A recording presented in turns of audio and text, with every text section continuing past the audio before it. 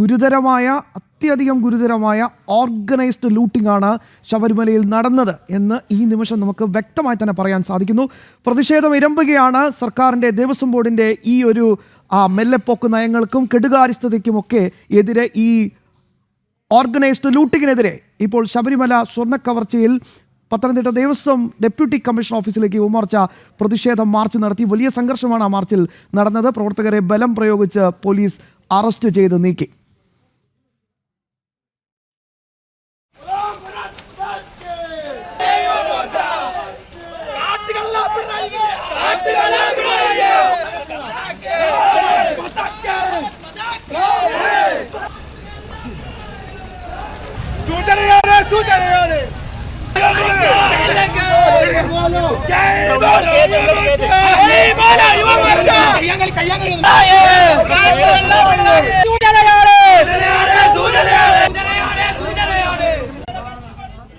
ഗോകുൽ ചേരുന്നുണ്ട് വിശദാംശങ്ങൾ നൽകാനായി. ഗോകുൽ, ഭക്തർക്കൊപ്പം അടിയുറച്ച് നിൽക്കുന്ന എല്ലാ പ്രതിഷേധങ്ങളും അത് അടിച്ചമർത്താൻ തന്നെയാണോ സർക്കാരിന്റെ നീക്കം?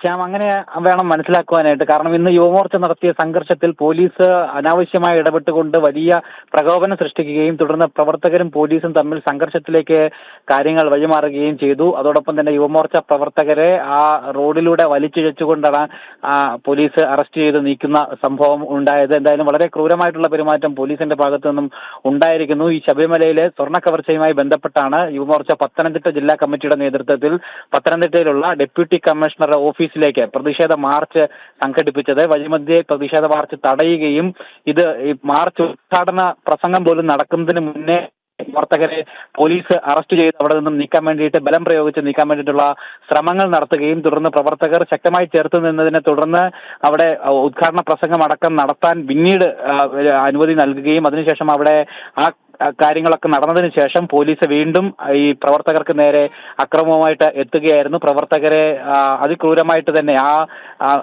ആ വഴിയിലൂടെ വലിച്ചിഴച്ചുകൊണ്ടാണ് അവരെ അറസ്റ്റ് ചെയ്ത് നീക്കാൻ വേണ്ടിയിട്ട് ശ്രമിക്കുകയുണ്ടായത്. ചെറുത്തു നിൽക്കാൻ ശ്രമിച്ച പ്രവർത്തകർക്കെതിരെ ശക്തമായിട്ട് കൂടുതൽ പോലീസ് ഉദ്യോഗസ്ഥരെത്തി ബലം പ്രയോഗിച്ചുകൊണ്ട് വലിയൊരു സംഘർഷ അന്തരീക്ഷം തന്നെയായിരുന്നു അവിടെ ഉണ്ടാവുകയും ചെയ്തിരുന്നത്. എന്തായാലും മുഴുവൻ പ്രവർത്തകരെയും അതിനുശേഷം പോലീസ് അവിടെ നിന്നും അറസ്റ്റ് ചെയ്ത് നീക്കുന്ന ഒരു സാഹചര്യമാണ് ഉണ്ടായത്. എന്തായാലും മുമ്പ് മറ്റ് പല സമര രീതികളോടും സ്വീകരിക്കാത്തൊരു നിലപാട് എന്തായാലും ഈ വിഷയത്തിൽ പോലീസിന്റെ ഭാഗത്തു നിന്നുണ്ടാകുന്നു എന്നുള്ളതാണ്. കാരണം ഇന്നലെ കോൺഗ്രസ് പ്രവർത്തകർ അവിടെ പ്രതിഷേധം നടത്തിയിരുന്നു. പക്ഷെ ഇത്രത്തോളം സംഘർഷപരമായിട്ടൊരു അന്തരീക്ഷത്തിലേക്ക് ഇന്നലെ കാര്യങ്ങൾ എത്തിയിരുന്നില്ല. എന്തായാലും പോലീസ് ഇന്ന് ക്രൂരമായിട്ടുള്ള ഉപദ്രവം തന്നെ ഈ എന്തായാലും ഭക്തർക്കൊപ്പം ആത്മാർത്ഥമായി അടിയുറച്ച് നിൽക്കുന്ന പ്രതിഷേധം അത് BJP സംഘപരിവാർ സംഘടനകളുടെ തന്നെയായിരിക്കും. അതുകൊണ്ടായിരിക്കും ആ രീതിയിലുള്ളൊരു അടിച്ചമർത്തൽ മനോഭാവം പോലീസിന്റെ ഭാഗത്തുനിന്നുണ്ടായത്. ഗോകുലാണ് വിശദാംശങ്ങൾ നൽകിയത്.